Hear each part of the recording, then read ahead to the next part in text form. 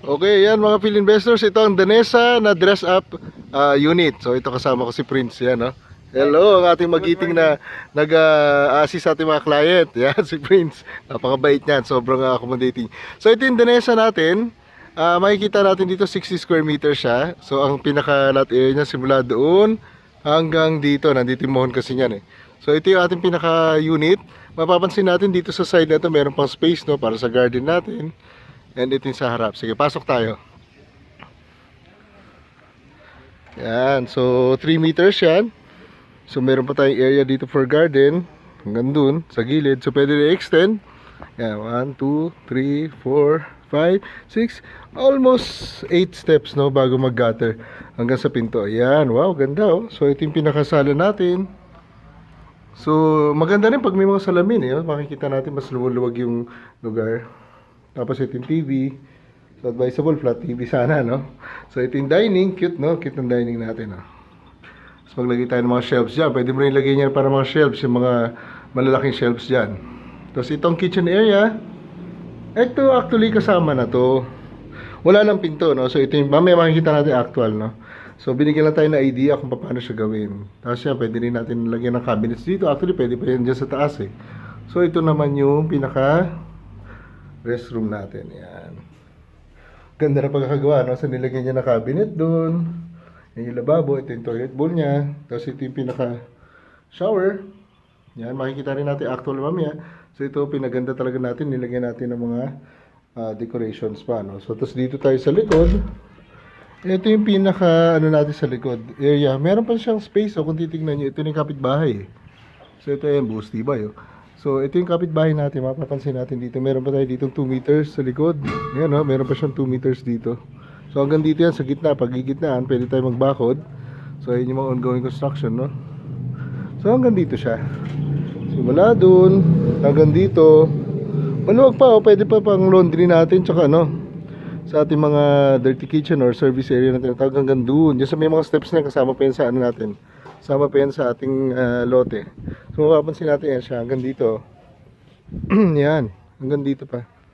Hanggang doon, yun sa plant na yun. So malaki pa naman yung gilid. So pwede pa natin magamit yan. Pagdating ng araw, pwede tayo maglagay dito ng sliding door. Tapos lagyan natin ng balcony. Tapos dito naman is parang lanay mo na yan, no? Tapos dito pasok tayo uli. Dito pwede mo rin i-extend to. Another bedroom yan. Or siguro restroom. So pasok tayo, punta tayo ngayon sa taas. So galing tayo dito sa back door, no? Sarado muna natin. So ang ganda, oh, cute, oh. Ang gaganda ng pagkakagawa niya. Yan. Depende rin talaga sa pag ano eh, sa pag-design ng ano ng ating bahay, no? Cute, very efficient, huwag masyadong bulky. Tama lang. So akyat tayo ngayon sa taas. So yan. Mapapansin natin yung ating stairs, no? Bakal, tsaka semento.